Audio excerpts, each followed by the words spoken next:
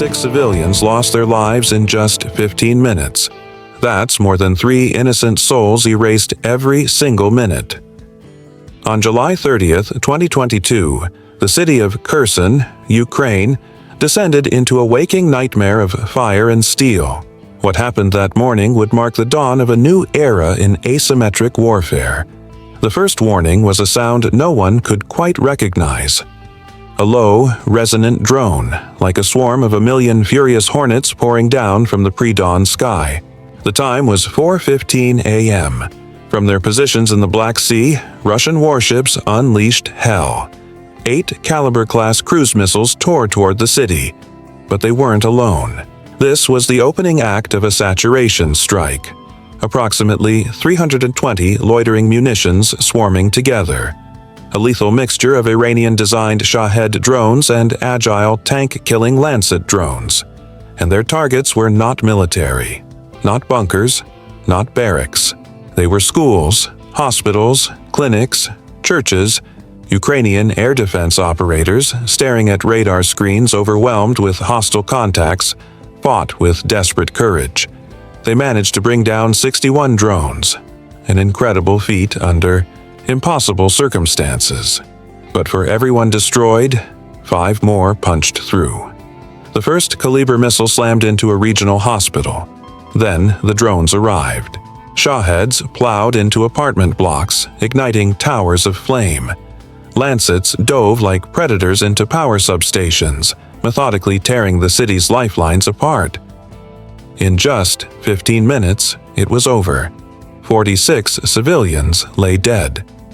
This was Russia's strategy in full view, an overwhelming drone swarm versus Ukraine's rapid, improvised defense. A test of endurance, a clash of innovation versus brute force. Who would prevail in the long run? For Moscow, the calculation was cruelly simple. Crush morale by raining down devastation on civilians. The Shahed 136 carried a 40-kilogram warhead, enough to obliterate a family home in one strike. The Lancet was precise, circling like a bird of prey before diving at 300 kilometers per hour. And the 8-caliber cruise missiles, each carrying half a ton of explosives, delivered catastrophic blows. This was textbook saturation warfare.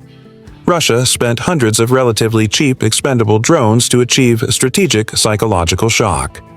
Tactically, the attack succeeded. But in the smoldering ruins of Kherson, something was forged that Russia had not anticipated, not despair, not surrender, but fury. Cold, relentless fury. While the world's media focused on the tragic aftermath, another war was already being declared.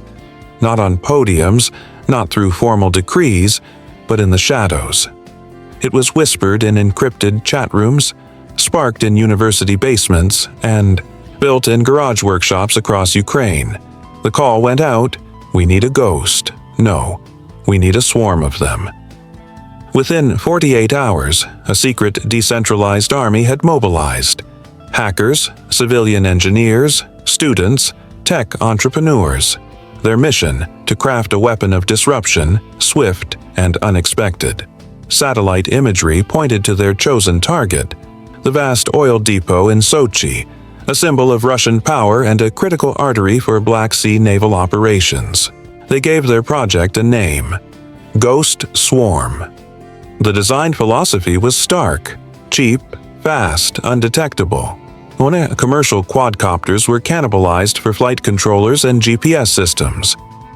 3D printers ran non-stop, producing radar-absorbing airframes from lightweight polymers. Quiet electric motors replaced the telltale buzz of Shaheds. For payloads, they built small incendiary charges. Not massive warheads, but enough to puncture oil tanks and ignite infernos. The brilliance lay in the swarm's coordination. Each drone carried encrypted mesh network communicators, enabling them to share data, reroute, and adapt if others were destroyed. Together, they formed a hive mind, a decentralized intelligence not born in weapons labs but in universities and tech collectives. And the manufacturing? Distributed.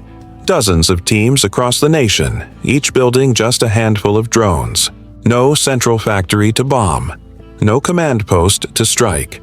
A nation transformed into a weapons factory. In just 2 days. This was asymmetric warfare at its sharpest.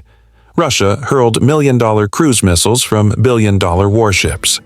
Ukraine countered with weaponized hobby drones costing only thousands. The contrast was staggering and strategically profound. But the true weapon wasn't the drones themselves. It was the people. Picture a cramped basement in Kyiv. The only light, the glow of laptops and 3D printers. 4 figures working without. Pause. 2 computer science students, a retired electrical engineer, and a drone photographer once hired for weddings. The engineer, Oleksiy, his hands steady from years repairing radios, now soldered incendiary payloads of national consequence. The students, Katya and Taras, wrote firmware designed to bypass Russian GPS jamming. The photographer, Andriy, tuned motors to be silent yet efficient. Scenes like this repeated across Ukraine. Dozens of teams, united by encrypted messages and bound by sheer willpower. A decentralized army of inventors. By August 2nd, the Ghost Swarm was ready. Small, teams across the country, each holding their piece of the plan, prepared to unleash their creation. Civilian teams drove the newly built Ghost Swarm drones to scattered launch sites along Ukraine's coastline. One after another, the machines lifted off, gliding low over the Black Sea's dark waves. What once were workshops of civilian engineers had transformed into weapons factories. Did that thought make your jaw drop? Hit that like button. The reversal of fortune began the moment the first Ghost Swarm drone cleared the Ukrainian shoreline. Russia's Black Sea air defenses were tuned to look for conventional threats. Fighter jets at altitude, loud Shahed-type drones, or predictable cruise missile arcs. They were not prepared for dozens of small, nearly silent objects flying meters above the water's surface. The Ghost Swarm was a nightmare for radar. Their tiny frames produced almost no radar signature. Their polymer bodies absorbed signals rather than bouncing them back. And by hugging the sea, they blended into natural radar clutter. For hours, they flew undetected, a silent armada. In Sochi, Russian forces were on routine alert. No warnings, no intelligence of incoming danger. They mistook Ukrainian resilience for exhaustion. By the time coastal radars caught faint, intermittent blips, it was already too late. The swarm had slipped through the perimeter, rising toward the looming white tanks of the Sochi oil depot. Panic erupted in Russian command centers. Sophisticated air defenses built to intercept supersonic missiles now scrambled to track dozens of slow, evasive targets, like trying to swat mosquitoes with artillery. Some drones were destroyed, but the swarm was resilient. For every ghost downed, 3 pressed forward. The first strike landed, not with a cinematic fireball but with surgical precision. A small incendiary charge bored into a tank roof, igniting volatile fumes. A jet of flame burst skyward. Then a second drone hit. A third, a fourth.